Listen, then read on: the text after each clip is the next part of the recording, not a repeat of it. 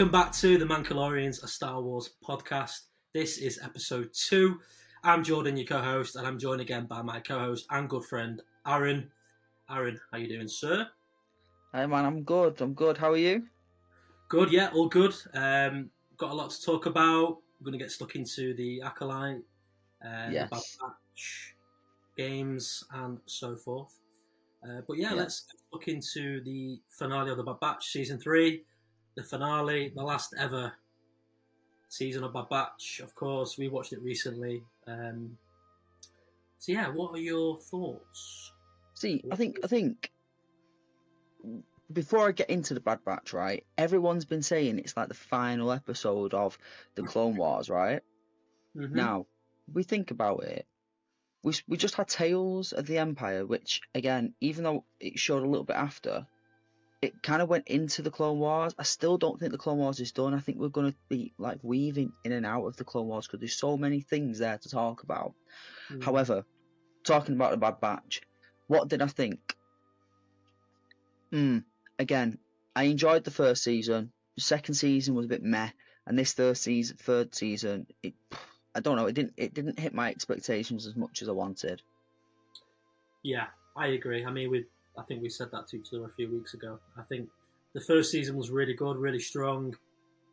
The second season went downhill a little bit, and then the third season, when I saw the original trailer, when I was at Celebration last year, we got to see the first trailer before everyone else did. I think it was a day or two before, and the trailer was absolutely incredible. But that's what trailers do, though, don't they? That's what they're made for. They literally show you the best bits, put it all together, put it in the trailer, and then you're like, wow, oh my god, it looks sick. And it looked great. And I think Season 3 has been slightly better than Season 2, but I don't think Season 1 was topped. I'd agree. But yeah, I think it was good overall. I think there was... Seeing Asajj Ventress again was good. That was probably my highlight. Maybe Palpatine as well, a little bit. My highlight was when they recruited Batcher into the thing. You know what I mean? Everyone loves some sort of like side companion. It was like the character outshone all the rest. You love a side companion, though, don't you? Yeah. But I'll tell you who did stand out for me in that whole season. The villain. He was fantastic. Oh, what was his name now? I'm like you, I'm useless for names. The guy with the glasses, right? Yeah. No, he didn't have glasses. Oh, that was the woman. That was the scientist.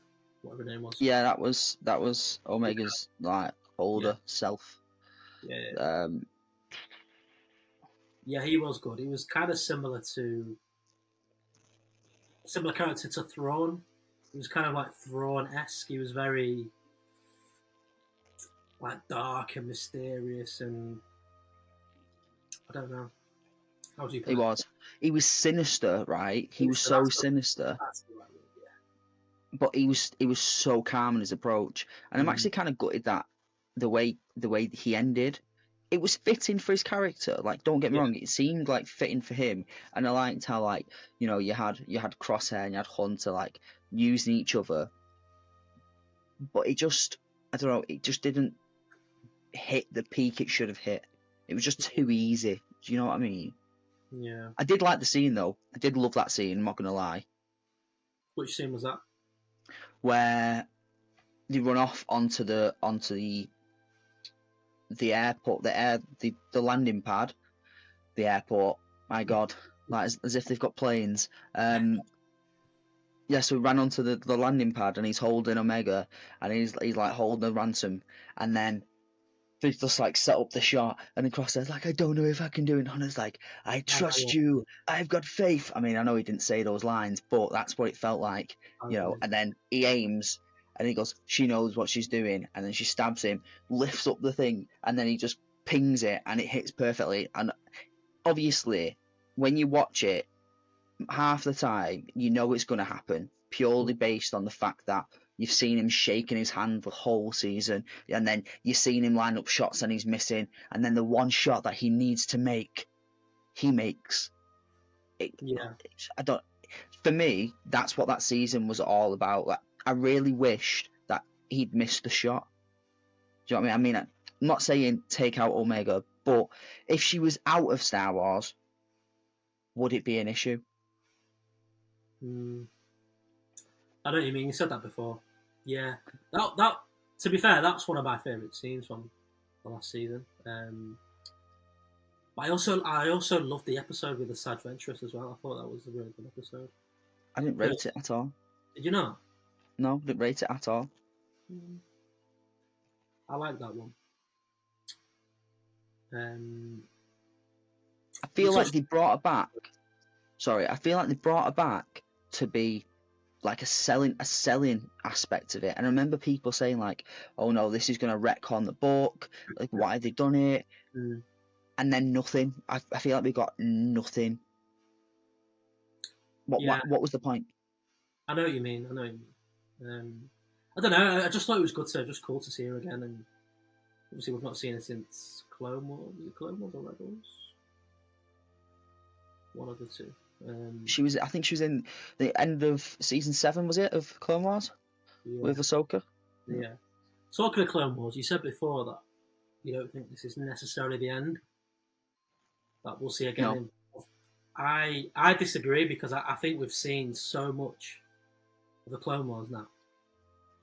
Like, do you not think it'd be a little bit overkill if they were to just carry it on or make something else that was involved in the Clone Wars? I think it's been going since 2008. We had Attack of the Clones, which covered a little bit in 2002. Like, I think it's just a little bit. If you carry it on, it's just a bit. It's a bit boring. I want something a bit different. I want something new. I want something. Not that Clone Wars isn't great. The Clone Wars is brilliant, but I just think we've seen so much of it now. Like, yes, there's more that they could do. I agree, but how much more do we need? Like, just a bit. We need more. We need unlimited. Clone Wars. We just need Clone Wars forever. Clone Wars forever. Fair enough. There's a reason why it's the best made Star Wars show. I mean, and granted, they had 7 seasons, but there's a reason why it is the best made one. Rebels couldn't even live up to it. Are you sure? Like, I mean, I don't know how sure I can be. I think Rebels is the best animation show. Are you joking? Followed closely by Clone Wars. It's close, but I think I think Rebels edges it. I do. I really do. No, how? I love Ezra. I love Kanan Jarrus. I don't know. There's not much in it. I'll be honest. There's not much. But I'm disappointed. I'll just give this to Rebels. I liked Rebels. I thought Rebels was very good. However, I just feel like some of the characters, the animation for me, I really struggled to get into when I first watched it. I couldn't watch it the first time. I really struggled. And then when I first watched it, I couldn't stand Ezra. And then he grew on me a little bit, but I preferred him in Ahsoka. And you know what I think of Ahsoka? Yeah, true. Wow. Okay. And then Kanan Jarrus, I just couldn't stand. I couldn't stand him. That is blasphemy. No, I couldn't stand him. He annoyed me so much. Everybody watching right now, all our viewers right now are going to be like, oh my God, what is he saying? No, they're not. Half of them will agree with me. At least half. Not at all. Kanan Jarrus I'd say is a really popular character. I'd say more Star Wars fans like him than not. That's what I think. Maybe I'm wrong. I don't know, but that's how I think. Do you know what I think it was? Go on. I think I couldn't stand his ponytail. He had the ponytail. It really wound me up. It really wound.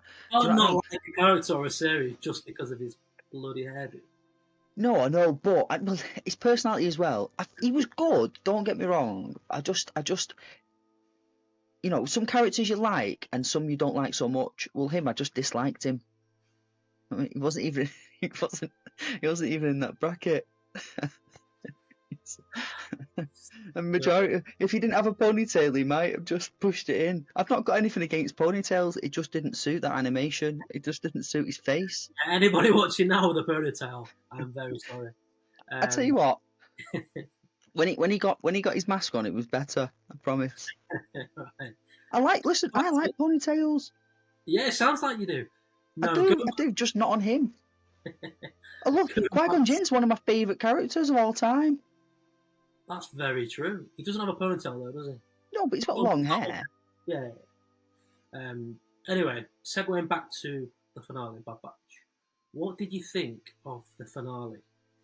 As in the last few minutes, obviously Omega gets rescued, and then at the end we see it goes forward in time, however many years. We see that Omega's. Yeah, I think they're all. I think she's still with the team, but they're living in like some cave. And then we see her speaking to. Who do we see? Hunter. Yes. Hunter. We see her speak to Hunter, and then we find out that she's off to join a rebellion, as in the Rebel Alliance. The rebellion. Yes, the rebellion. So, yeah, do you think we could see Omega return again? Maybe in Star Wars live action, the Rogue Squadron film. I feel like. On track again. What do you think? I feel like she is going to return, and when she returns, she's going to get into a starfighter. She's going to be flying around, and then suddenly, out of nowhere, Echo will fall from the sky, and she'll catch him. And that's he's still falling now. all these years later. So no, in all seriousness though, do you think we're going to see her again in live action, or perhaps maybe another animation series of her own in the future? What do you think? I think that's the plan. Otherwise, why else would they leave it that way? I think that's definitely the plan. I think, I feel like there's more from her. I feel like we're going to get a lot more from her. Obviously, we know that she's somewhat force sensitive, even though she might not have the force. Because don't forget, Sarge didn't want to train her. Yeah. However, we also know that everybody is attached to the force. Like everyone's got it. Like me now. Like I sent you that video the other day of me moving that can. Like. I'll send it out soon to everyone so you can see my powers. The force. I think we all do, but no. Yeah, I think we will see her again. I think it will be in live action, and I think it will be in the Rogue Squadron film. I think we're going to see her in an X-wing flying around. Obviously, that film's now back on track again. It's not in development yet, but I know it is gonna happen. As confirmed a few months ago. So, yeah, I think we'll see her again. Mm-hmm. So yeah, it'd be interesting to see that. But yeah, I'd like her to have. When she does come back, because I'm pretty positive she will. Like, there's no other way they'd leave it that way. I don't think we're going to see Hunter. Well, I don't think we're going to see any of the Bad Batch. agreed. But I do think that we will see Omega, and I also think that she might actually introduce us to Rex, who, like, maybe live action, maybe if it's not, but then again, it might be an animation. But I do think we're going to see her, and I think it's going to be based more around her. Yeah. Kind of like what they're going to do with Rey, like the whole idea behind this new Rey story that they're making. I feel like that's what they're going to do. Yeah, unfortunately. What's worse, Rey Skywalker or Rey Palpatine? I mean, she is a Palpatine. She is a Palpatine. But obviously, she's honouring Luke and Leia. She's honouring their name. Could have just had a child and called it Luke or Leia. Like, that would have just honoured the name, like any normal person does. They don't just randomly meet some really good friends, and then when they pass away, I'm just change the last name. Like, that never happens. Yeah, no, we'll get into that another time, closer to the film. The new Jedi Order film, which will be out in a few years, so that's going to be interesting. But yeah, any other final thoughts from the Bad Batch season 3 finale? Anything you didn't like? Yeah, I didn't like the ending. Thought it was weak. weak. Yeah. And I mean the ending, like, I wish, in the nicest way, I wish that they'd kind of, I would have had more emotion if they'd killed off the characters than I had with the ending that they made. I feel like that would have been a better ending. Like if they'd gone in and they'd saved Omega and she'd got out with Batcher, obviously, that I think I would have liked that more than the ending that they had. Even if one of them just survived, like Crosshair, and Crosshair looked after, and it was Crosshair and Omega at the end, or any of them, just one of them. It could have just been Echo. He could have just come back and helped him out. Do you know what I mean? Yeah, I thought that. I also did think that someone was going to die, someone else, another character was going to die. I didn't know who it was going to be. But towards the end, the fight scenes against those super soldiers, whatever they were, the clone super soldiers, I thought one of them might have killed one of the team, perhaps. But it didn't happen, and everybody lived happy ever after. But you made a really good point as well. Remember when we were watching it? Well, when just before when you said Rebels was better than Clone Wars. Facts. Go on, Neville. So he made a really good point, and he said the super soldiers. He went, I bet that's tech, and I thought that would be fantastic. That would be like an amazing twist if that was tech. And then we found out nothing. Like we got nothing from them. Like what's the point? What was the point in them? I get the super soldiers, but what was the point? Well, the point in them was they were he wanted the main villain wanted them to kill the team, to kill the batch. Hemlock. Obviously, that was never going to happen, but I thought they might have killed one of them. But again, that didn't happen, and everybody lived a happy ending. But yeah, I know what you mean. It was a little bit weak towards the end. Yeah. But the little finale at the end with Omega, I thought that was quite nice. I thought that was a really nice ending of the ending. If that makes sense. I liked the scenes. Yeah. I liked the scenes that were in it. They just could have been better. I like things to pull my heartstrings. I like things to make me feel emotional. But when I watched it, I just was like, meh. Didn't feel too much. Yeah, me too. I suppose. Yeah. He's called Hemlock, by the way. I looked up a minute ago.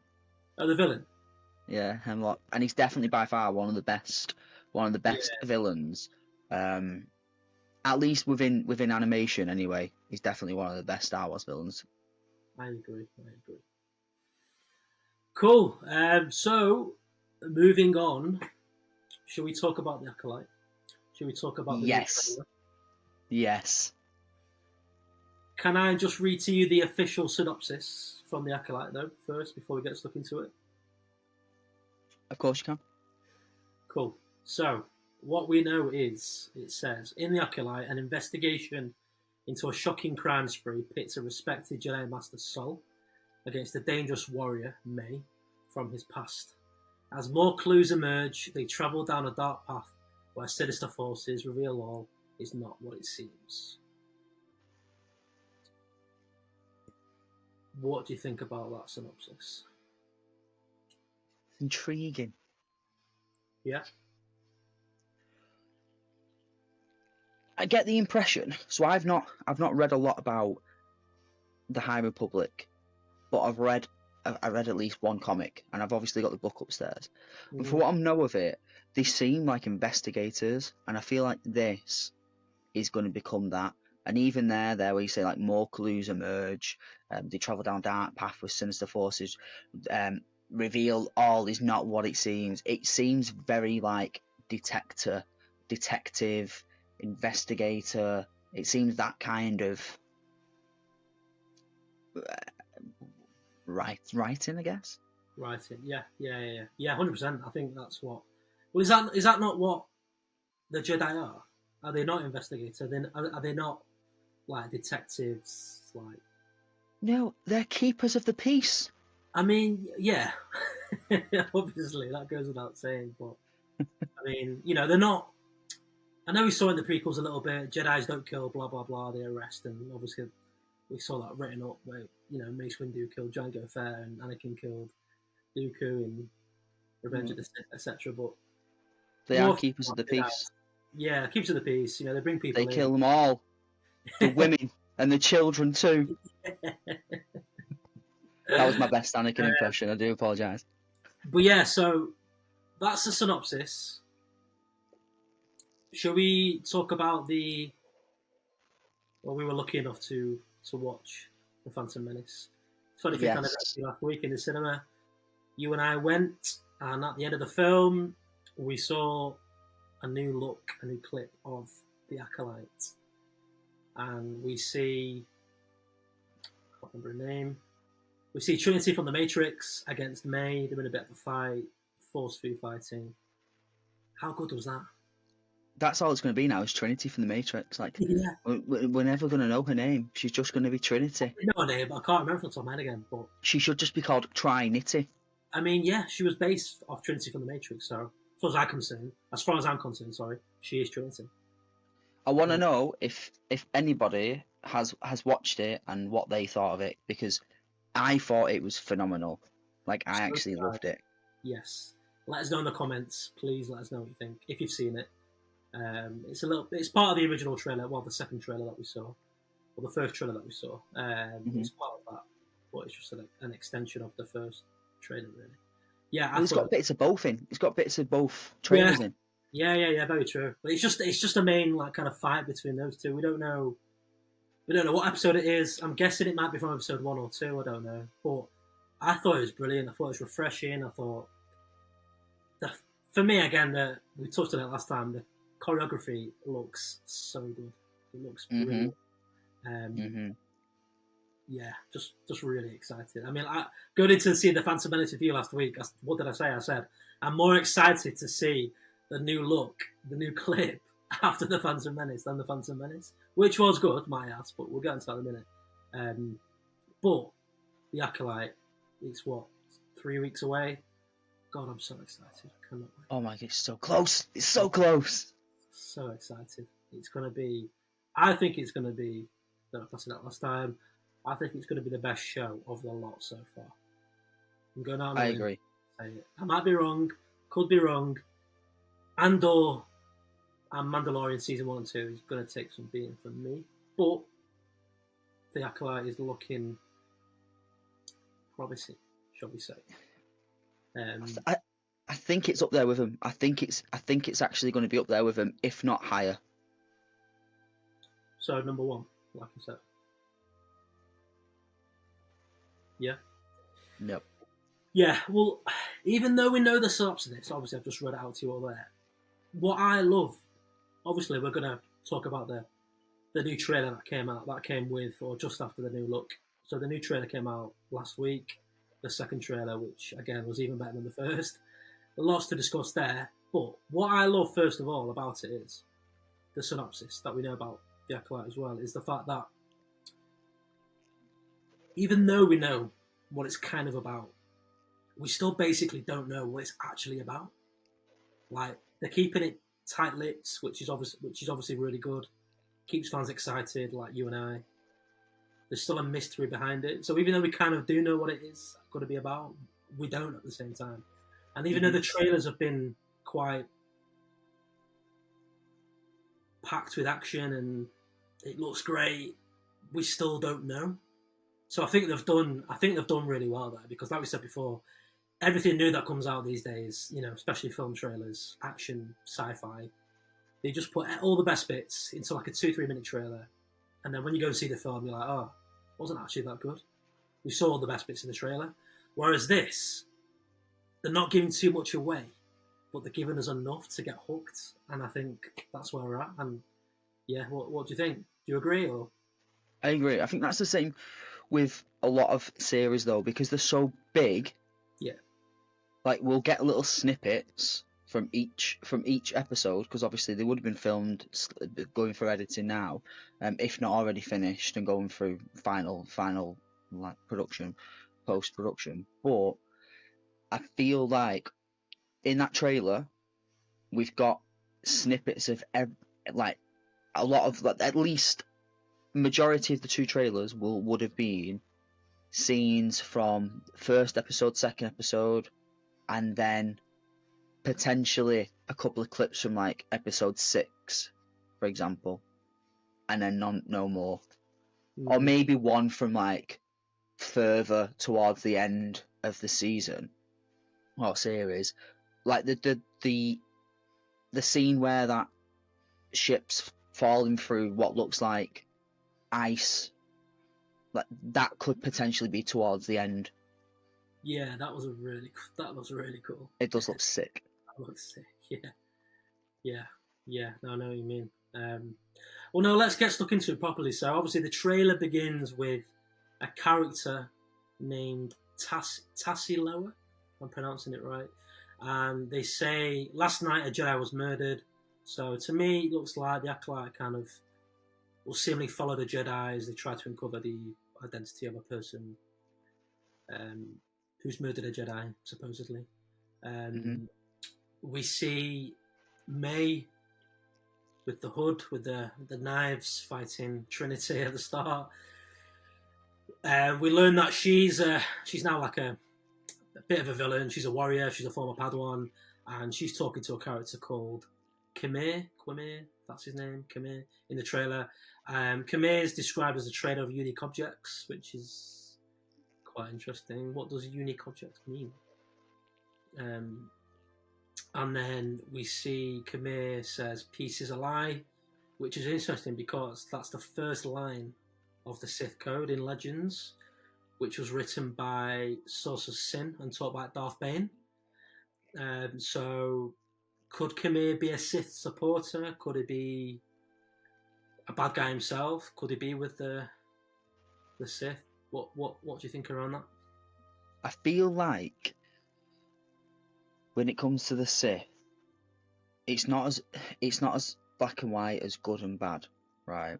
And I feel like with him, he's almost towing the line. He's playing both fields. Do you get what I'm saying? Yeah. I feel like ultimately he'll end up being a good guy because he seems to look like a good guy. He kind of looks like that rogue, that bit of a rough, kind of very similar to Andor, but not as morally good. Yeah. Kind of like the early stages of Andor. That's what I'm getting. That's my impression I get from him. And obviously he's like he's a seller of these unique items, which probably means he's some sort of smuggler, and it also probably means that he's not got like a lot of not morals, but excuse me. He kind of doesn't. He's not a law-abiding citizen, you know. He's not a Jedi-abiding citizen. Yeah. I think he looks like a bit of a weasel. I think he's going to potentially play people off each other, play both sides, kind of thing. I think he's a bit of he's going to be a little bit of a weasel. But yeah, obviously a trader of unique objects, which is quite. I'm intrigued what that means. It's quite mysterious, which is quite cool. So yeah, I'm sure he'll be a decent character, I hope. Moving on to obviously we touched on it before, the choreography. So obviously we've seen Trinity. I love how she's now known as Trinity to us. She'll always be known as Trinity. We see Trinity and May fight. The scene is incredible. The choreography is so good. We see a little bit of lightsaber action. She's got a green lightsaber. She brings it out towards the end of the fight, if I remember correctly. And we've seen various lightsabers in the trailers, but we've not seen any duels as of yet, which is quite interesting. But again, I think they've hooked us. They haven't. They've not needed to show us any like lightsaber duels. You know, the fighting alone has been outstanding. So, what do you think? No, I agree. I think when you watch that scene, she does have a green lightsaber. She pulls it out, doesn't she? And she deflects the blades, like little knives. Not shurikens, are they? Just like little blades. So she deflects them with like precision, like very much like me pouring this drink right now. and then there we go. And she. I actually love the fact that they didn't show us a duel, a lightsaber duel. I love the fact that wasn't a thing. I liked how she pulls it out and then she kind of just puts it away and then she just fights like Force Fu style. I love that. Force Fu, yeah, it's a great phrase. And I really hope I really hope that's continued throughout. I hope it's not just a one-time thing. I hope that is a featured fighting style that we see a lot. And to be fair, actually, from if you watch the trailer, there seems to be quite a lot of scenes where there is a lot of fighting to do with blades rather than lightsabers. There's a lot more fighting that's like hand combat rather than lightsaber combat. Kind of like that. Yeah, I do. I think it's refreshing. I think it's something we've not seen before, especially in canon in live action. I think we're going to get a lot of that throughout the series. I don't think it's going to be a one-time thing. Do you know if is that a thing in Legends at all? From what you've read, has there been any kind of hand-to-hand combat, like, or is it just purely Jedi's with lightsabers every time? Like what? I don't know. No, I think if my memory serves me right, hand-to-hand combat is a thing that is like it's a trained thing. I mean, we know that they're trained anyway. Like it's always been a thing in Star Wars. Yeah. However, I feel like, sorry, I thought my dog was doing something then, but he's all right. He was just chomping away his mouth. So yeah, it's always been a thing in Star Wars. In Legend, I think it's a lot more, but I'm not too sure. And if anyone does know, then just give us a shout out and let us know. Pop it in the comments, and kind of inform us and get us to understand what it's like. And if you have any good information, like good reads or stuff, let us know as well, because I'd be interested to find out myself. Yeah, me too. Yeah, let us know in the comments. That would be great. Moving on, so we see Jedi Master Sol, who we spoke about last time, the Korean actor. He plays, obviously, Jedi Master Sol, and we learned that he took young May from her home, from Mother Anicia, who I believe is a witch, different to other witches that we've seen before in canon. But we see that he kind of took her in. She became his Padawan. And then fast forward a little bit, we see obviously May more in the trailer, and then I think it looks like she's kind of a prime suspect in the murder of a Jedi. And then we see that kind of Sol volunteers to lead the pursuit and trying to bring her in, basically. So yeah, what are your thoughts around that? Yeah, I like it. It's almost like a redeeming factor. I don't think that's the main storyline, though. I don't.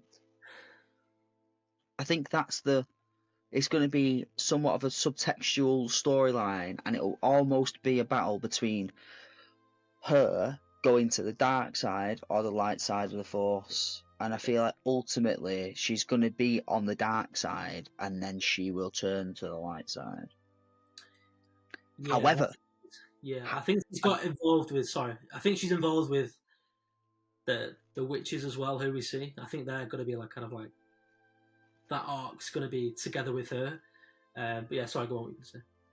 Well, I was going to say, if we understand the balance of the Force, more than likely the Jedi's, like I was saying in the last podcast, that yin and yang is out of balance, because the good side, the light side of the Force, is very much prominent, whereas the dark side isn't. So I feel like maybe she's going to toe the line, but ultimately she'll end up on the dark side of the Force. Interesting. Yeah, I think she'll end up on the dark side. I don't think we'll see her come back to the light. She's obviously not there anymore. But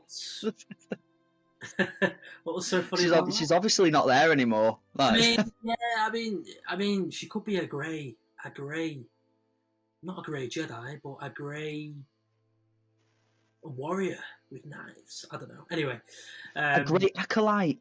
A grey acolyte. Oh my god. Well, dark disciple. Well, moving on to a grey acolyte, or the acolyte. Actually, no, not yet. One more thing. So, towards the end of the trailer, we see what I think is Acto. Acto is obviously the island, the little planet that was shot in Ireland, actually, where Luke kind of sent himself off to after episode 6. We see him there in 7, 8, and 9. Obviously, that's where he dies. That's where Rey found him, and it's also the birthplace of the Jedi. The first Jedi Temple was there, and it very much looks like we see a shot of it in the trailer. Mm-hmm. I'm convinced it's Acto. It makes sense. We're a few hundred years before the Phantom Menace. I think it's definitely Acto. I disagree.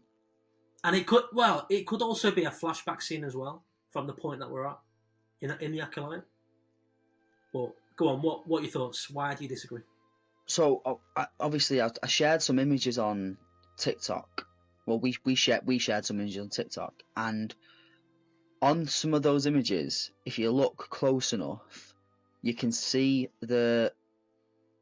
what you think is Acto, the island. You see the ship that's landed there, and you see a couple of figures. Now, if you add that still to another still where you see who is this suspected Sith, like Lord, right? Mm-hmm. If you add that to that scene, they match near enough perfectly.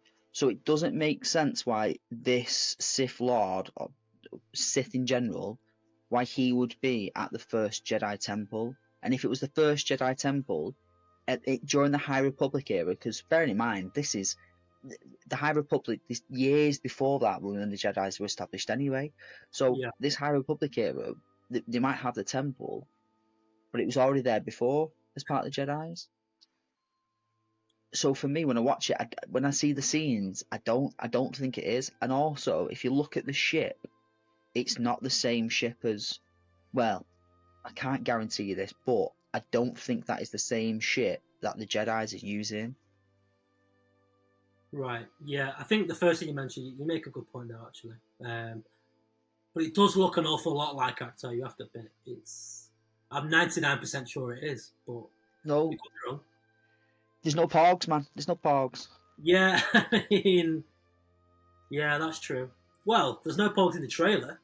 That doesn't mean to say that we're not going to see any Porgs. It could still be Acto, but no, you make a good point. Do you know why as well? I know I made a bit of a joke, but realistically, if you think about it, right, when they went to film on that island, in Ireland, there was that many of, what were they based on now? Puffins, right? There was that many puffins that they had to CGI them and make a species which were the Porgs. Like, they had to make them. And what a fantastic, like, whoever came up with that idea is a genius. And I love that type of filmmaking where you kind of think on your feet and you come up with something and you make something that's not ideal, but you make it ideal.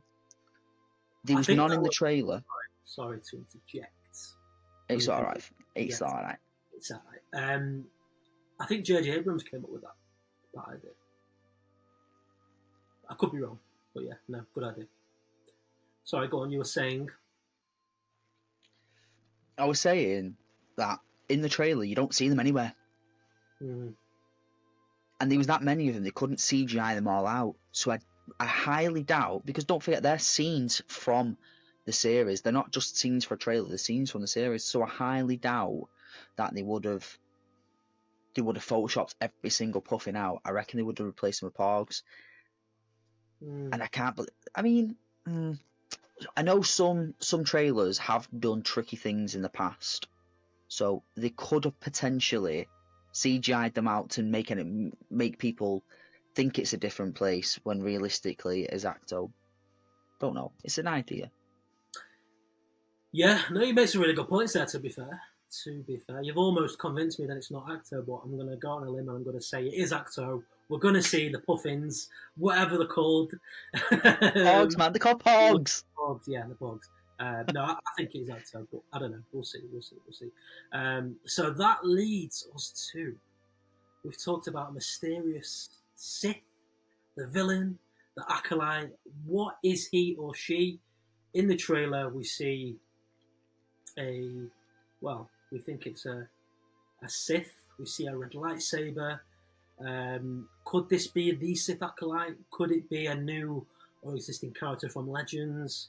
I'm thinking Starkiller, Darth Plagueis, Darth Tenebrous, who was Plagueis' master. And I read recently that Tenebrous would probably make the most sense because I've read that it would fit the timeline of the series, so that would kind of make sense. But yeah, tell me what you think. Just trying to think, right? People saying that it fits the timeline. In 100 years, don't forget, Palpatine's master was Plagueis, right? And Plagueis knew the power of like invincibility. He knew how to keep himself alive. Right? If he knew how to keep, yeah, exactly.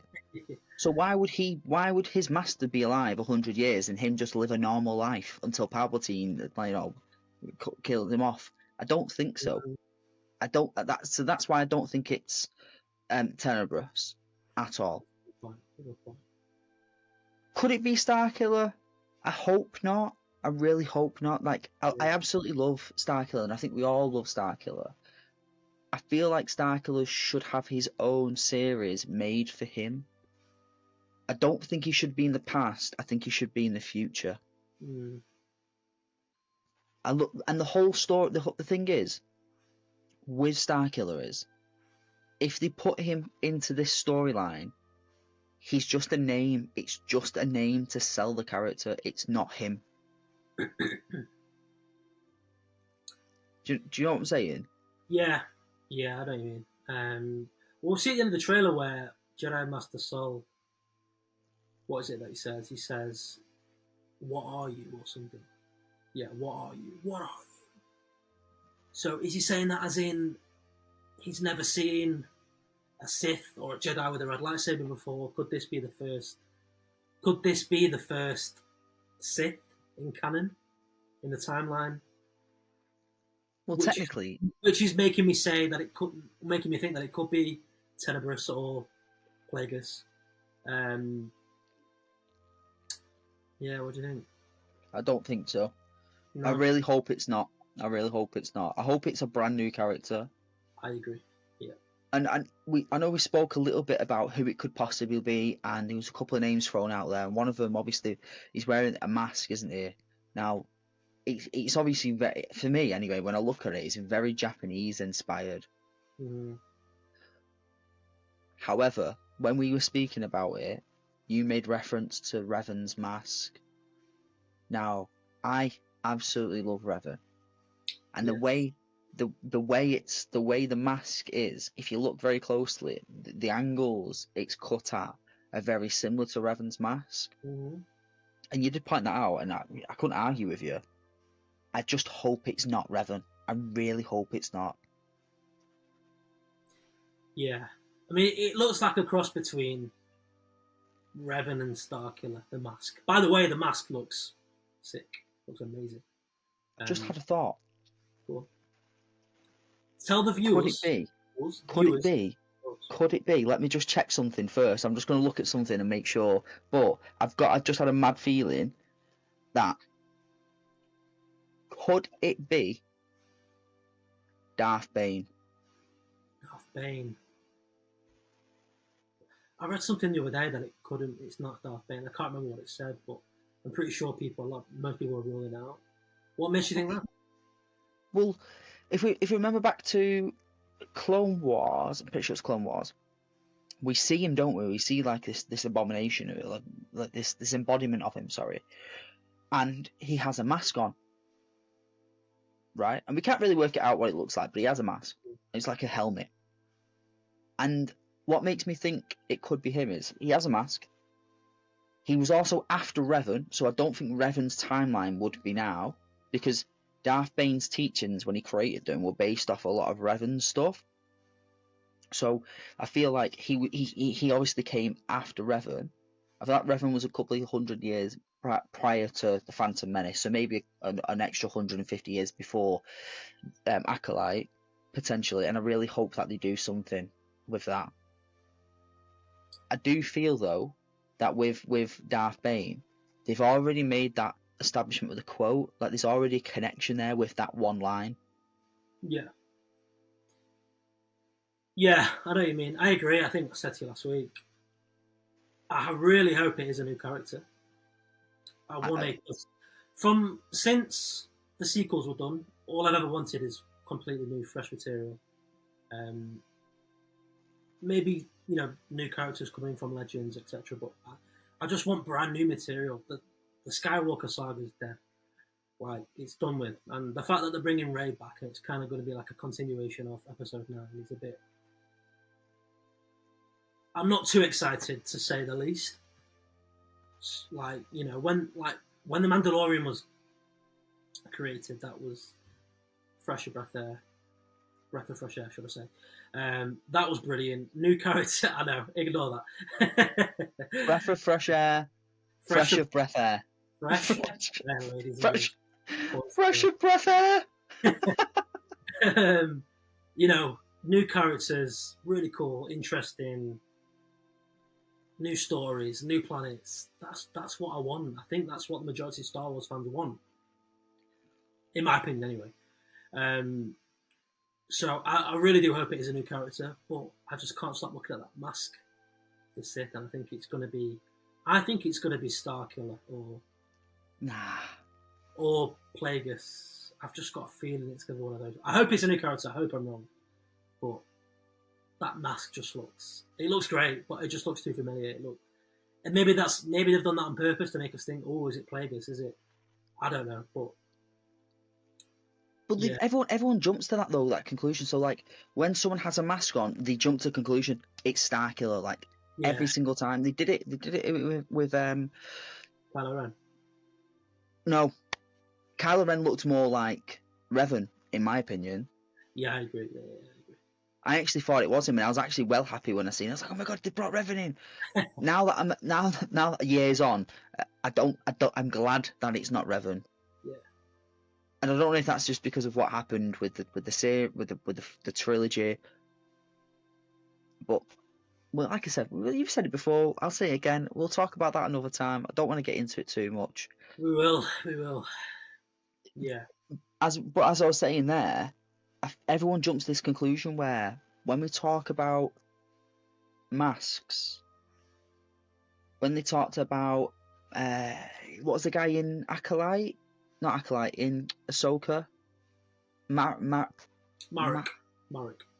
that was it. Inquisitor. Exactly, yeah. Everyone said that was Starkiller. Yeah, that's true. Yeah. So anyone that wears a mask, everyone's like Starkiller. Everyone wants it to be Starkiller. I feel like if they just do Starkiller, if they just stick his name on somebody, it's going to do him such an injustice. Yeah, I agree. Yeah. So I think we just need to be patient. It's the same with Revan. Like I absolutely love Revan. I want to see him in live action. I want him to be made canon. I know he's somewhat canon because they mentioned. Well, there's a Revan Legion, but they need to do it right. Yeah.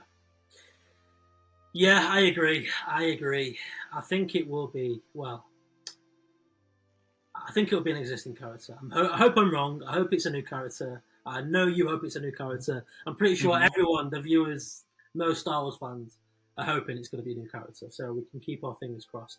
And we've only got another, 3 weeks to go until potentially we find out in episode 1 and 2. It's a double bill when it comes out. I doubt we'll see him. Or she. Could be a she, you never know. It could be, yeah. Might not be a he. Let's not be sexist. But yeah, it's going to be... Well, just really excited. I just cannot wait for the Acolyte. How cool does that mask look, though? Oh, it looks great. It looks amazing. Well, we said it a million times when we saw the trailer last week. We were talking about the mask for about an hour, trying to figure out who it is and who it could be, like we've just done there. So yeah, the mask looks great. The mask looks really... I think everything looks really good. They all look great.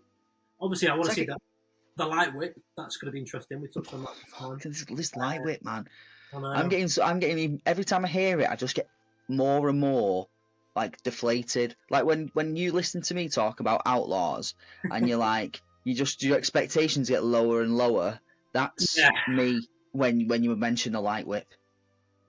Again, that's why I said it'll be divisive, because I think some fans are going to hate it, some fans are going to love it. I think it's going to be good. I think it's going to be cool. We'll wait to see what it looks like. but it's something a bit different, like the force food fighting. Is it a bit too different for you? It's not really Star Wars. It's in Legends. It's in the books. But Yeah. I know what you mean. But yeah, we'll see. Another 3 weeks to go. Tales of the Empire.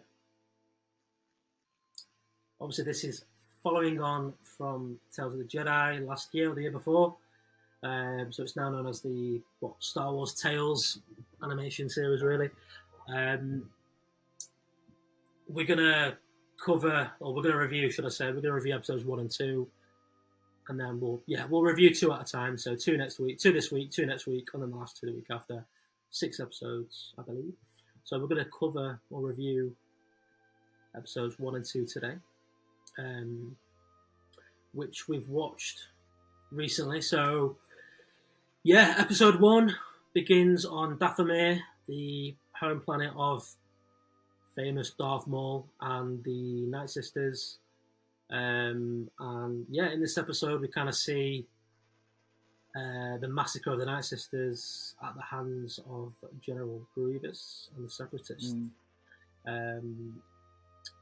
So yeah, obviously we see Morgan Elsbeth on this planet, is where she comes from.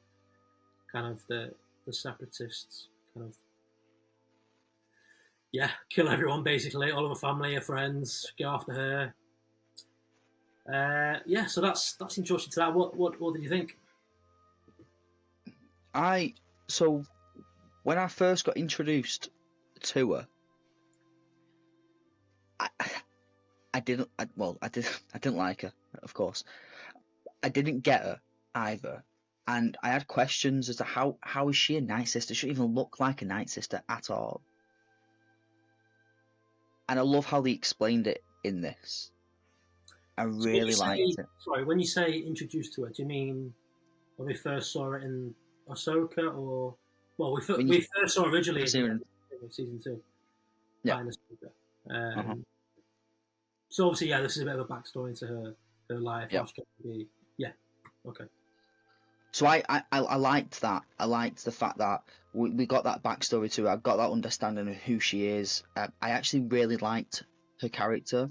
Mm-hmm. I feel like when they make characters, they seem pointless. Not pointless. Pointless, wrong word. But they seem a bit like, I don't know, like hollow. That's why I loved what they did with Tales of the Empire, because it kind of fleshes her out a lot more. Yeah. And then we get to see what she's actually like. When I seen her we see a little bit in Mandalorian, and then we see her properly in Ahsoka, and I was like, I had the same impression of her that I had when Ahsoka originally got introduced into Clone Wars. I was like, who is she? Where did she come from? And then obviously we've got the fleshed out part of her now in Tales, and you can sympathise with her. Well, sympathise, one of them with her, Both. and both. Yeah, dependent on if Grievous has come and absolutely slaughtered all your family, but you can kind of understand where she's come from, and I thought that was such a good touch, and as to why she is the person she is.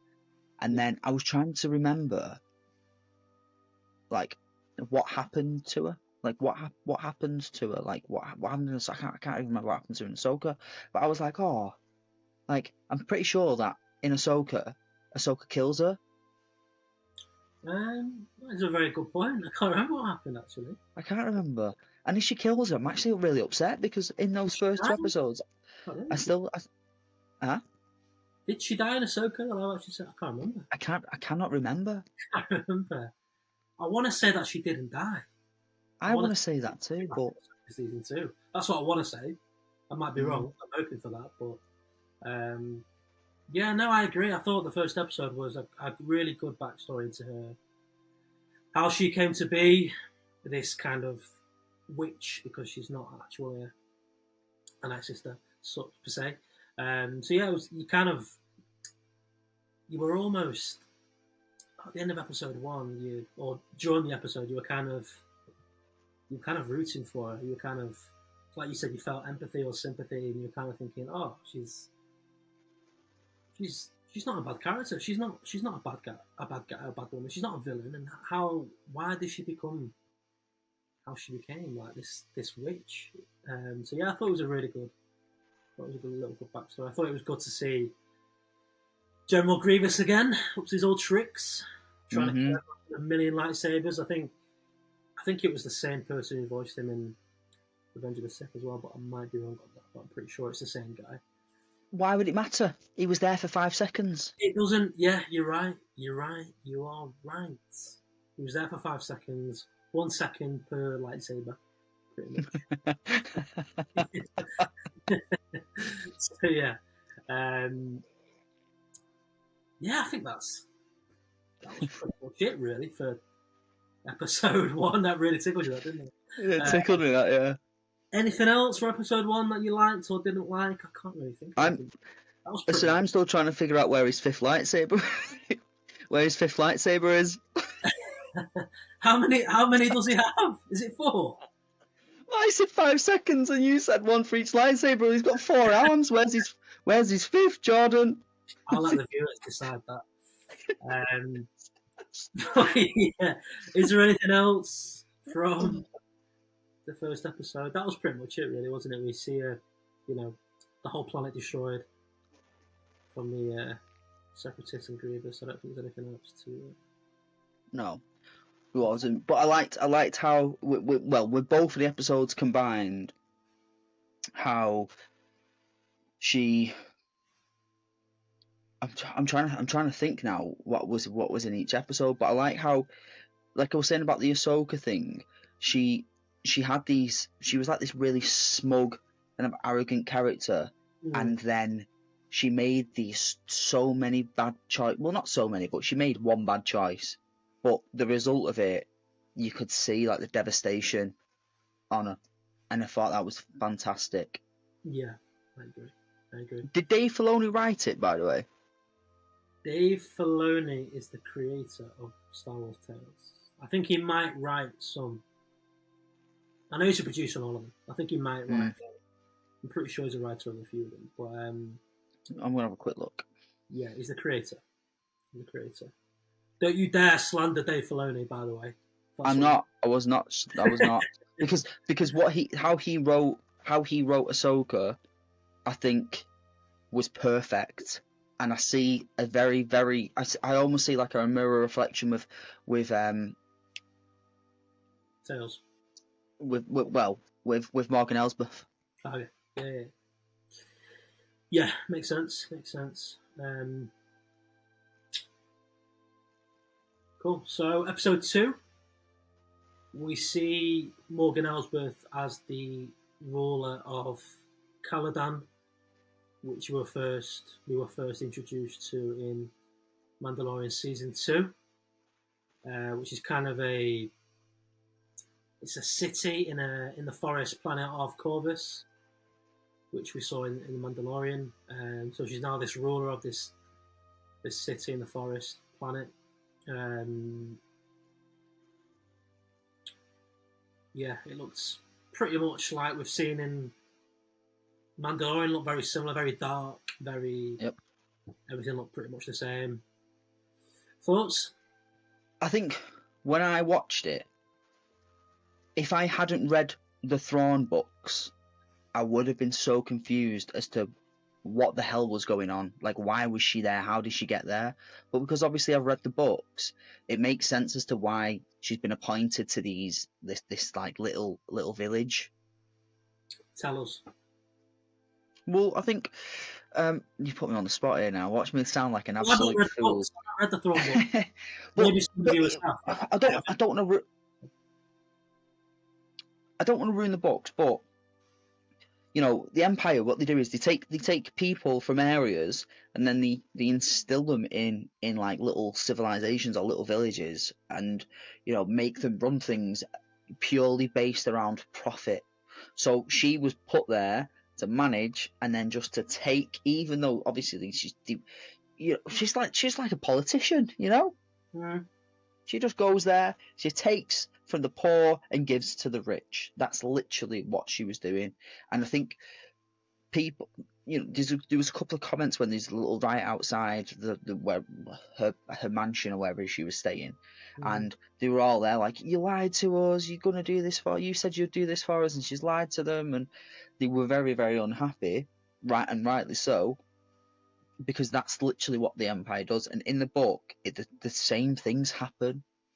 Like it's like a copy and paste job. It's just a different planet. So for me, obviously, when I watched it, I was quite confused. But then because I read the books, I was like, I get all this. Like, I get it. Yeah, makes sense. Yeah, what was your favourite part of season 2? Sorry, episode 2. Can I just say as well? Sorry, just quickly.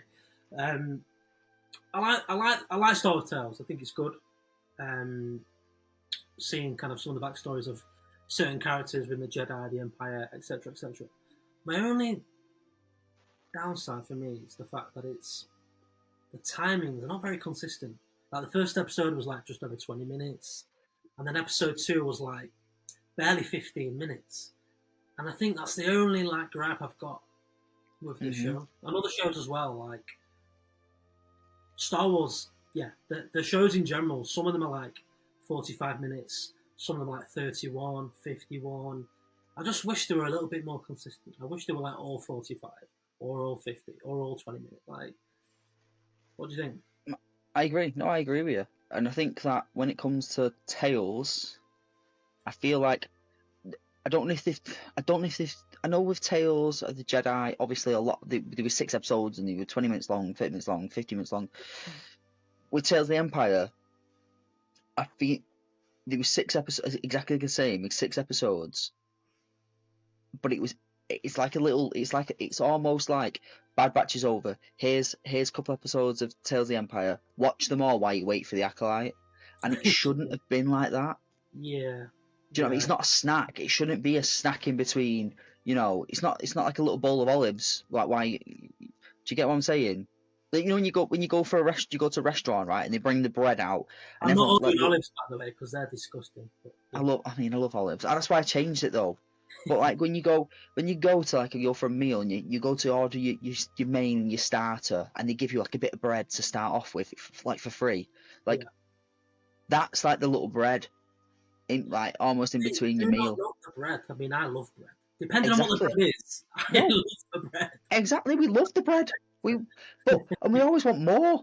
Yeah. Do you know what I'm saying? Like everyone loves it. So why give us like this small little portion of something that everyone loved? Like spend some time on it. Like make it more than what it is. Yeah, it's just not consistent enough for me. But here we are. But yeah, I thought that the biggest reveal for me, or the best thing that we learned from episode 2, is we see, or it's revealed that Morgan Elsbeth's the creator of the TIE Defender ship, or the TIE Defender fighter. We kind of see her pitch the idea to a room of senior Imperial officers in the Empire. That surprised me a little bit. I thought that was quite interesting. What did you think of that? I thought it was quite cool. And I like how it leads. That's the little tiny connection, isn't it, to Thrawn? Yes. Well, they went on to. I think they turned down the idea, and then Thrawn had other ideas. He kind of set a. He kind of hired some mercenaries to kind of attack Morgan Elsbeth as well in the middle of the night, which we see a little bit of a fight. No, you're wrong. Go on. He didn't hire a mercenary. See, this is why when. Brilliant. What? Go on. I just made that bit up then. Go on. Tell us. Correct me. So in the book, obviously, well, when you watch Rebels, he has that little minion, doesn't he? I can't remember his name. The little tiny dude. Right. Yeah. Cool. So I'm trying to find his name. I've just typed in Thrawn's minion, but I don't think that's going to help me out. No. Oh, there he is. Who is I've got his face. Rook. He's called. Rook. So he was in Rebels, first introduced in Rebels, and then obviously he was in Tales of the Empire. Right. Yeah. Right. and he appeared, and he's not a rebel. He's not a rebel. He's not a mercenary. He's in the books. Somehow Thrawn just he just somehow accompanies Thrawn. I can't even remember how he gets him, but he just gets him, and he's part of Thrawn's squad. It's in book 2, and Is it he's like just Thrawn's security guard or something? yeah, and he has a little that invisible thing, and that's why he goes and fight. And he just does Thrawn's bidding. He's literally like a little minion. He just goes and does his thing for him. And that's why he went and attacked her, and he didn't try and kill her. He was just trying to beat her up and stuff and Yeah, he scare wanted her. to test her. He didn't want her to be killed. Mhm. He wanted, obviously, she then becomes part of the Empire. I think Thrawn liked the pitch, the idea of the TIE Defender, so they're going to create that, going to use that, which is pretty cool. So, yeah, that was interesting. Thrawn, I love. Obviously, it's Lars Mikkelsen, who played him in the live-action series, who we saw him in from Rebels as well. So it's the same actor that voiced him. And Thrawn is just, he's such a good character. It's just so sinister. So yeah, it's good to see him early doors. What do you think? Yeah, I'm happier seeing him. They do these little cameos of people. Yeah, but I think his was done right. You know what I mean? Grievous, not so much. Thrawn, yes. Only a snippet of him, not too much, but enough that we understood the story. I mean, we understood the story of Grievous, but there wasn't enough there for me. I wanted more of him. Yeah, I know what you mean. Do you think we'll see any more of Grievous? I hope we do. I said I was hoping that we would, but if we don't, I think it's a bit of a waste. It's just a bit pointless bringing him in. Mm-hmm. I hope we see him again, but yeah, I've got a feeling that might be it. But yeah, any other thoughts? No, I think that's a good. I think I'm quite happy now. I think we've covered everything that we need to. I think. So overall, first episode's decent overall. The pair of them, or I really like the first episode. I really like the first episode. Yeah. Second episode, not so much. Yeah, too short as well. Too short. Yeah, too short. So I'm looking forward to the third.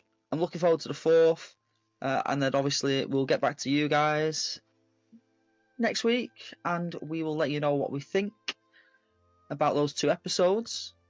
Please don't spoil anything of us, because I know all 6 have been released, and you all know exactly what's happened. But we're just reviewing it nice and slowly. Yes, we are indeed. Just dribbling you information. So, Skeleton Crew. We learned a little bit more about that. John Watts, who is the creator and director, if I'm right, of Skeleton Crew, recently spoke to Collider at one of the expos. I think it was in Mexico, around a week ago, and he revealed that the show will be released around Christmas time. Yeah, what are your thoughts? That's something to look forward to around Christmas time. Yeah, I'm interested. I'm interested to see what it's going to bring. Yeah. Obviously, we've got the Acolyte right now. We're gonna, and then we're moving on. You know, we'll get Tales of the Jedi season 2 just after Acolyte, just between Skeleton Crew and Acolyte, just giving us a tiny little 6 episode, 10 minutes. It'll be fantastic, of course. No. Yeah, I'm looking forward to it. I don't know much about it. I'm really intrigued as to understand what it's going to be. Obviously, you've told me a little bit, but I don't know that much. Yeah. And from what I've heard, yeah, I've deducted some sort of weird combination of an idea in my head. Yeah, well, we'll touch on that now. So, just want to touch on the release date. I mean, I think it's a nice present. It's a nice little thing to watch over Christmas or around Christmas. I knew it was going to be out towards the end of the year. I thought it might have been September, October, November time. I didn't think it was going to be as late as December. But it's not a bad idea to kind of space everything out. Obviously, we've had quite a few. We've been spoiled this year, really, for shows. So yeah, I guess it's not too bad. But I think I'm going to sneeze. Nope. So yeah, the synopsis then. Obviously, we know a little bit about it. It's kind of a coming of age story about 4 kids who end up on an adventure to make their own or their way home after being lost in the galaxy, following the discovery they make on their home planet. And that's about as much as we know so far. So a little bit of a synopsis there. So it sounds like it's going to be tailored, perhaps maybe towards the younger Star Wars fans, maybe a little bit more for kids. Obviously, we're all still going to watch it, I'm sure. But yeah, I think it's, from what I can gather, from what I've read, I think it's going to be, it's going to be a Star Wars Goonies kind of film. Mm. Goonies is a classic. I still love the Goonies now. I watched it loads as a kid. I think it's going to be that kind of. It sounds very much. It's Goonies basically. It doesn't really sound any different. I think it'll be good. Obviously, it's got Jude Law in it. But yeah, what are your thoughts around a Star Wars Goonies? Let's say. I mean, we all loved Goonies growing up, and if they made a Star Wars version of it, we're all gonna love it. And I mean, when we say all of us, kids loved it, adults loved it. I was horrified by the Goonies. Sloth absolutely terrified me. He terrified me. Obviously, he's not going to be in Star Wars. I mean, actually, he might be. Who knows? I do think it's going to be really good. If it is Goonies in space, then great. However, I've got a different theory. Now, you think it's going to be Goonies in space.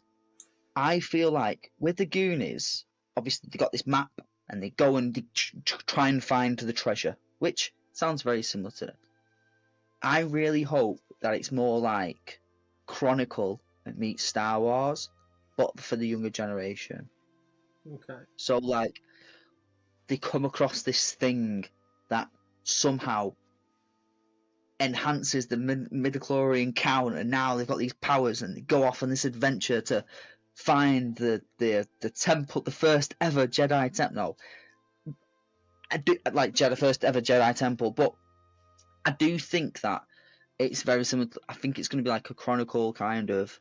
They find something, it does something to them, and then they go off on this adventure. Jude Law comes, and he takes them away, and that's my kind of. Yeah, well, they make a discovery in their planet, their home planet, whatever that is, and then they go off, and then they're like, "Oh no, we're lost," or something happens, and they try and make their way back home. So that's the gist.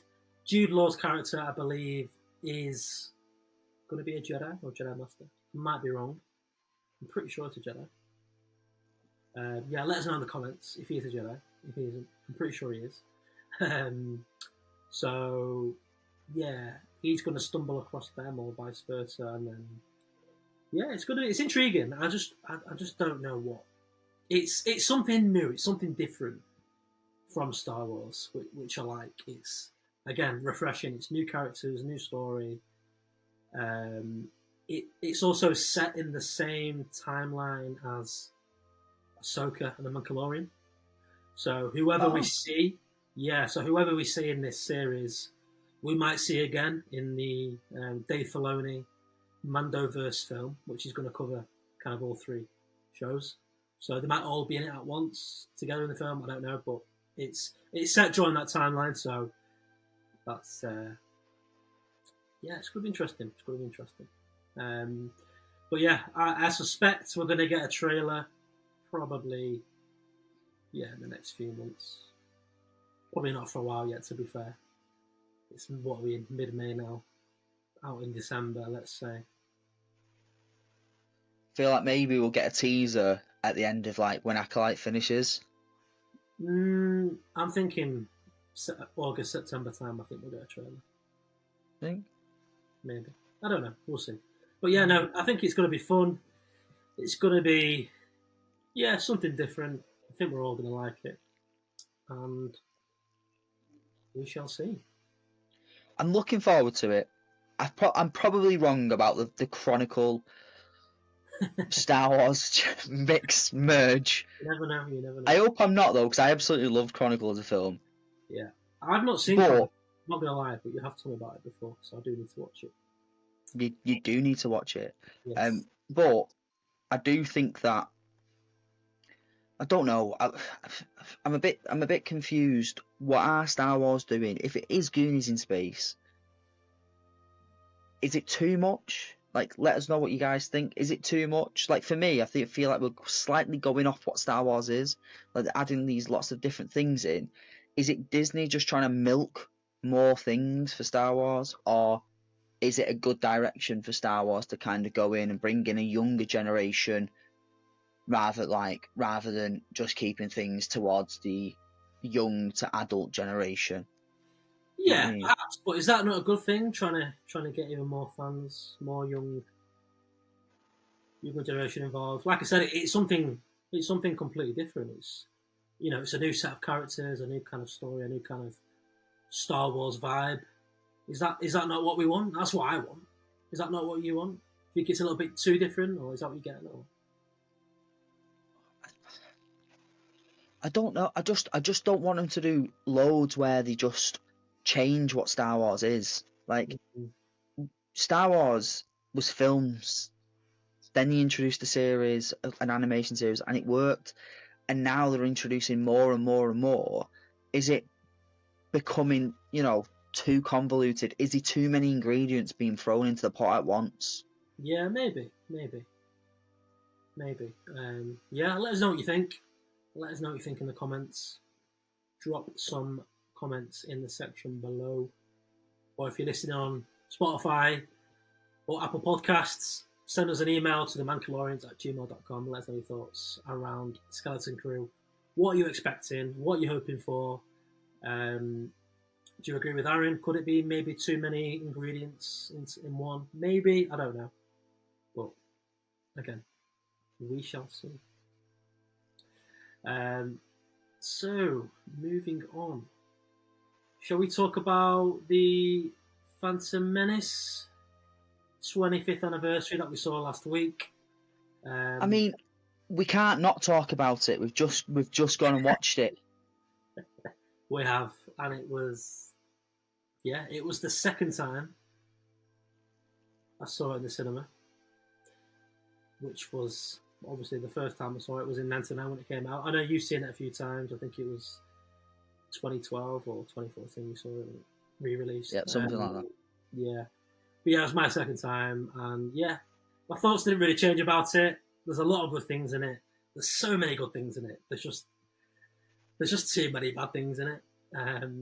The highlights for me, hang on. The highlights for me, pod racing, and then the Duel of the Fates, the duel between Qui-Gon, Obi-Wan, and Darth Maul.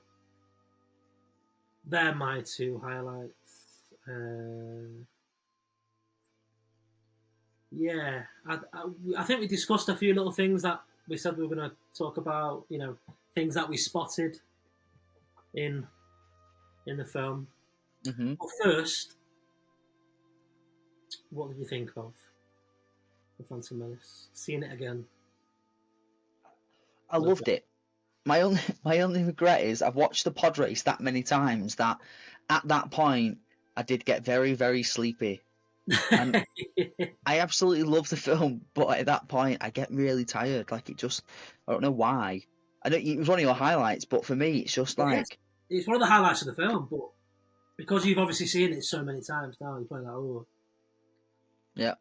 But I love. See, for me, my favourite part's the start. Like when they're like facing the wrong and they turn, you lift the hoods off. I love that. I love that intro scene. Yeah, it's a great opening scene. Yeah.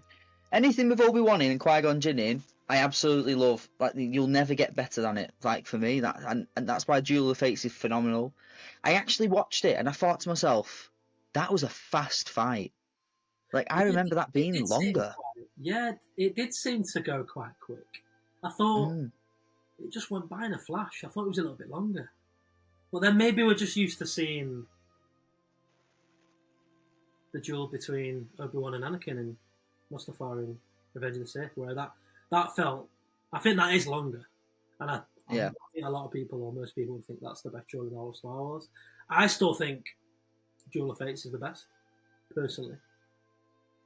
It did feel though, yeah, I did feel that actually. It did seem to go quite quick. I still think it's the best one. I think I love the score. Duel of the Fates, the score is one of the best scores in the whole of Star Wars. In the whole of film, it's just phenomenal. John Williams is obviously the GOAT, the composer. Um, and I love the scene where Qui-Gon and Maul have gone through the red like force field doors, whatever that is, you know, the things, and hmm Qui-Gon sits down and closes his eyes and kind of meditates, and Maul's just like walking up and down, staring at him. Like they're just the whole. It's brilliant. It's my favorite. It's close between that and the duel between Anakin and Obi-Wan in Revenge of the Sith, but I think Duel of the Fates just edges it for me yeah, as the best. I love it. I love it. I agree. I think this everything in it was phenomenal though, like the score, the actual choreography, the different fighting styles, the fact that you've got Qui-Gon does one, there's like ups and downs, there's peace, there's not peace, there's and then there's like extreme emotion, and then there's not. I guess you could say the same for Revenge of the Sith between Anakin and Obi-Wan. Like it's a good fight, and then there's lots of emotion at the end.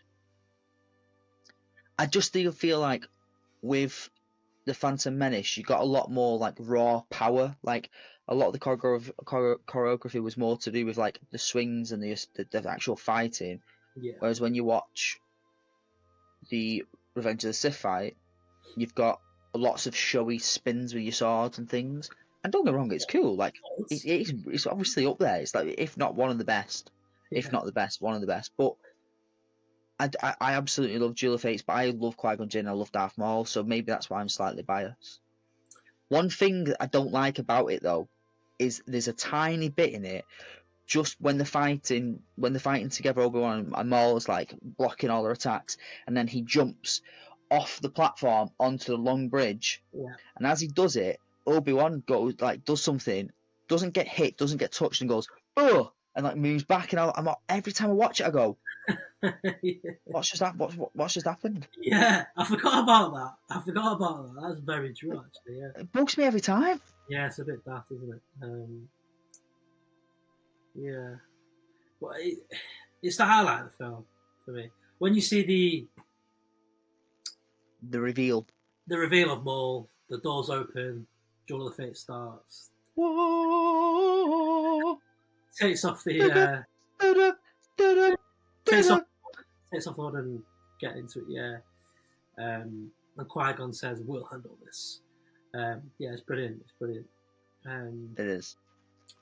Jar Jar Binks. Obviously, he's without a doubt the most divisive character in all of Star Wars, still to this day. He's never really bothered me. I used to love him as a kid. I think he's just a silly, goofy, funny at times, annoying at times character. I just think if he had a little bit more of an arc, I think he would not get half as much of the hate that he does. It's just a shame. They could have done a little bit more with him. It's just, what do you think? I feel like though, right? So he was made for kids, right? And when we watched it, we were kids. Yeah, Now I had the same thought. I used to have the Jar Jar watch, man. I yeah, had him as a toy. I want it now. Yeah, I need to find it.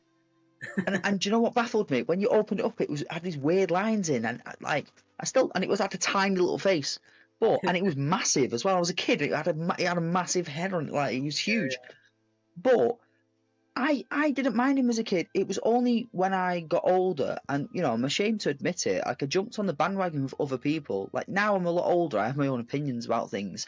But back then, I used to jump on the bandwagon. And people didn't like him, and I was like, "Well, I don't like him, and I don't like Star Wars. I'm too scared." But like realistically, even watching him back, he wasn't bad at all. He's not as bad as people made him out to be. But you have to remember when it got released, people absolutely ridiculed Anakin, and then in the next two, in episode 2 and episode 3, they absolutely ridiculed him as well, and George Lucas for the writing. Now, but to an extent, I can agree with the writing, but Hayden Christensen absolutely acted to the part he was supposed to act to, and everyone's in agreement now that we're older.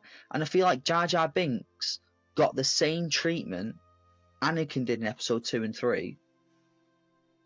And I don't think he deserved it, because in episode 1, he's actually not that bad. Like, he's not. He's goofy, he's funny. And Yeah. do you know what? I prefer him than C-3PO. You can't just drop that bombshell on us. Yeah, let us know in the comments, or if you're listening, let us know anyway by email. Who is a better character, Jar Jar Binks or C-3PO? Are we talking in Star Wars as a whole, or are we talking just in episode 1? No, we can't just do episode 1, because he's not that annoying in episode 1. And he's barely. I'm talking about C-3PO, because he's falling apart, but he's not even fully there. Yeah. And that's for majority of the films he's in. I'm joking. We're talking the whole franchise, including the new Lego trailer that got released as well. Yes. Yeah, we'll get into that. Darth Jar Jar. I love how they've done that, by the way. We'll just talk about it. What does he say when he turns up? Misa hurt you. What does he say? Something like that, and he's got a red lightsaber, and then the Darth Jar Jar. So yeah, that's on Disney Plus in September. I think that'll be really fun. That looks really funny, to be fair. And I like how they've done that Darth Jar Jar, because obviously that's been a massive theory for years. So that's we'll touch on that another time. But yeah, that looks quite funny. But yeah, no, I think Jar Jar is. You hit the nail on the head. I think a lot of people jumped on the bandwagon with certain characters in the early days of Star Wars. I think Jar Jar Binks especially, like everyone just a lot. Even now, people jump on the bandwagon hating Rey or hating his character. And Jar Jar was, he was never as bad as what people said he was. Not at all. I still don't mind him now. I just wished he had a little bit more of an arc. Mm-hmm. Instead of just being purely this goofball. Yeah, goofball. But he's all right. He's fabulous. He's okay. Yeah. Any other standouts? He's like I think when he's been written, he's supposed to be like, the old style Greek writing of, you've got your wise man, you've got your villain, you've got your hero, you've got the jester. Like, he's the jester, the fool. Yeah. That's his character archetype, like the fool. But I think as times have moved on with modern day times, that fool characteristic, or that fool archetype, has changed, and it's kind of been merged between a couple of things. I mean, Yoda in Empire Strikes Back, like, he's the fool, but he's the wise man. Yeah.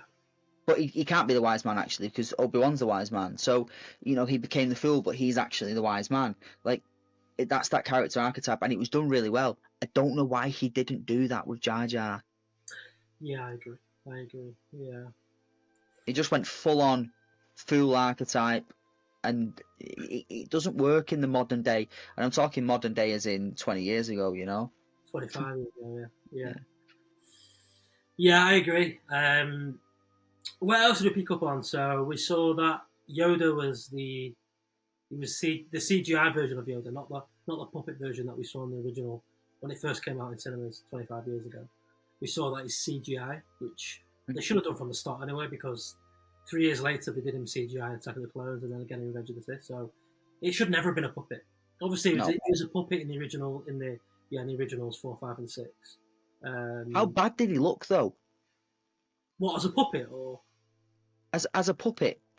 When you watch the trailer back for the original Phantom Menace on our TikTok, how bad does he look? He doesn't even look like Yoda. He just looks like the same species, but a completely different person. I know.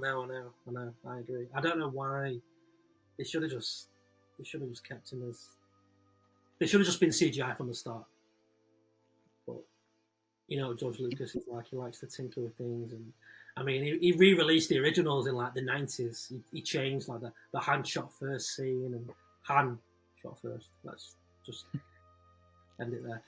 I don't know why he did little silly things, and I don't know. He's probably just I don't even know, to try and, I don't know, make more money. But Anyway, we love George Lucas. We love George Lucas. Actually, at the time of filming this episode, he is the big 80 today, Mr. Lucas. 80 years old, can you believe it? Wow. I still see him as 60-year-old. Happy birthday. Yeah, George, if you're watching, which I'm sure you will be, massive happy birthday. We cannot thank you enough. We would not be here without you. Seriously.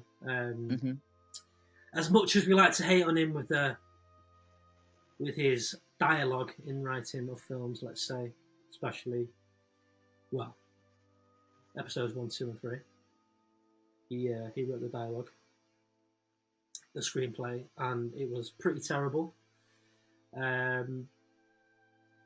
But as someone who, his brain, his creativity, he's a decent director as well. I mean, the guy's a genius. Let's have it right. How he came up with Star Wars, and I mean, I know he took a lot of inspiration from, samurais and other old things in the past, and he took a lot of inspiration from Lord of the Rings and The Hobbit and things like that, which is really interesting. And made Star Wars, but he made it his own, and he changed film and cinema forever, really. And yeah, the guy's a genius. I said last time, the guy is a genius. Let's have it right. There's probably never going to be another George Lucas. He's not the best writer, but in terms of coming up with a story, coming up with characters and worlds and this, the guy he's the GOAT. Let's have it right. He's the GOAT. No, all the creatures. We love all the creatures. All the species. But yeah, no, George, if you're watching, which I'm sure you are, massive 80th birthday. Hopefully he's still going strong. Obviously, we spoke about last time, he's potentially coming back to Star Wars, so we'll wait and see about that. But no, that's George. Anything else from the Phantom Menace that you picked up on that you hadn't seen before? Yeah, there was one thing, and I want to be quick about it because we've been talking for a long time. We have. But I do want to cover it because we are talking about the Phantom Menace, and it was something that really stuck out to me. And it's a question it's a question I'm going to ask you guys, if you guys picked up on it and if you know the answer to it. When I was watching it, they ask a question to Anakin, like, where are you from? And he turns around and he says something like, I moved here when I was 2 years old, talking about, I'm assuming, well, I originally thought it was Tatooine, right? Yeah. But where they are, is it? It's not Mos Eisley. Where is it that they're at? Can you remember? Is it Mos Eisley? Yeah. Well, that's where Luke grew up, which is in Tatooine. So it must be there. So, and he's like, yeah, I came here. My mum brought me here when I was 2 years. That's when we became slaves.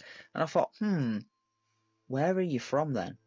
And I've actually not gone and researched it and not gone to find it because I'd like you guys to kind of let it fester on your mind, kind of like food for thought, and see if you guys can come up with it.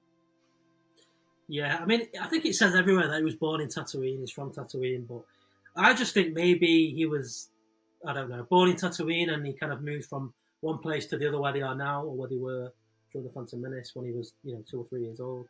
But where is he from? Well, Tatooine. So we're told, but you make a very good point. Is he actually from somewhere else? So yeah. Guys, let us know in the comments. Let us know. Send us an email. Tell us what you think. Or if we're just talking absolutely rubbish, also let us know, because yeah. I never picked up on that before, but it's when you said it to me the other day, I was like, Yeah, it was a weird. I've never picked up on it either, and I thought, I was like, wait, so he's not actually from Tatooine? Wait, where's he from? But, same place his dad's from, I guess. Yeah. Yeah. Any more thoughts? Any more comments? Anything else you want to discuss? No, not really. I think we've covered everything. What I probably will say as a parting gift is if you're listening to us on Spotify or any other of the audio podcasts we are on, Yes. what are they, Jordan? What audio podcast platforms? I don't know. What the actual audio? Okay. So you've got Apple Podcasts, Spotify. We're also on YouTube Music and Amazon Music as well. Yeah, I think Amazon Music. Yeah, So, yeah, there you we're go. on the main three. Google Podcasts is now no more. I'm not sure if you know that, or a lot of our viewers might not know, but Google Podcasts is now transitioning to YouTube Music. YouTube Music. So on YouTube Music, which gets uploaded as soon as we upload the podcast on YouTube, but on YouTube Music, if you subscribe to it, you can either watch us or you have a choice of listening to us as well. So it gives you the option, which is quite cool. But yeah, the main ones, Spotify and Apple Podcasts. Obviously, we're on there. We'll be uploading every week. So if you are listening to us, please leave us a 5-star review on either platform. Or both. Yeah, or both. Even if you're not listening to us, just do it anyway. But yeah, no, I'll let you wrap up. Thank you very much. So, like Jordan said, you can find us on those platforms if you want to listen to us audibly, if that's a word. If not, and you want to watch us visually, obviously this is going to go out onto YouTube. So please like us, please follow us, please subscribe to us, and please comment and let us know your thoughts. Like I've said in the first episode, this is more about the community that we want to build. So we want to get you guys involved. We want you guys to, have a say in things that we're discussing, and we want everyone to talk about it. You can also follow us on, obviously, Instagram. You can also follow us on X, on Facebook, and on TikTok, where we will post little snippets of obviously the podcast and other little things, which you'll probably get on your Instagram as well, and on your Instagram Reels and Facebook. Facebook's a little bit slow at the minute. I do apologise, but I will get onto it. But please, if you are on there, follow us, share us, comment, just let us know your thoughts. Leave us any comments or questions about anything, and obviously if there is anything that you leave and you want us to discuss, then by all means we will discuss it. I'd like to get feedback, and I like to discuss what people's thoughts are about things. It helps us create content. It helps us to look for answers to things, and it kind of gets you involved. Like I said, we want to build this little community. We want everyone to have a voice. So please don't be shy. Yeah, exactly. Yeah, I think we've covered. I think we've covered everything. I think if you are listening to us, like I said, if you are listening to us on Spotify or Apple, leave us a review. We want to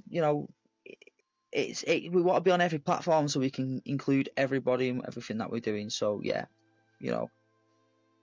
I'm passionate about it. Jordan's passionate about it. We both love it, and I'm assuming you guys love everything too. So please help us out. And yeah, I appreciate you listening to us. Thank you for your time. So yeah, thanks for joining us, and I guess we'll catch you again soon. And I'll let Jordan say adios. I'll do a little lightsaber drop. Yep, me too. Just want to echo what Aaron said. Yeah, we really do appreciate the support that we've had so far. Everyone that's kind of liked our stuff. Everybody who subscribed to us on YouTube so far, we really do appreciate it. We really, honestly do really appreciate the support. Like Aaron says, we want to grow. We want to grow our little community. We want to make it massive. We want to be the global home of Star Wars. We're going to get there one day, and you're going to help us do it. So yeah, please keep following us, keep subscribing to us. Keep giving us your thoughts. Again, our email, themancalorians@gmail.com. Please drop us an email with your thoughts. Anything that we've discussed today, anything that you maybe want to discuss in the future, please let us know. But yeah, no, all good. So yeah, thanks for joining us, and we'll catch you next time.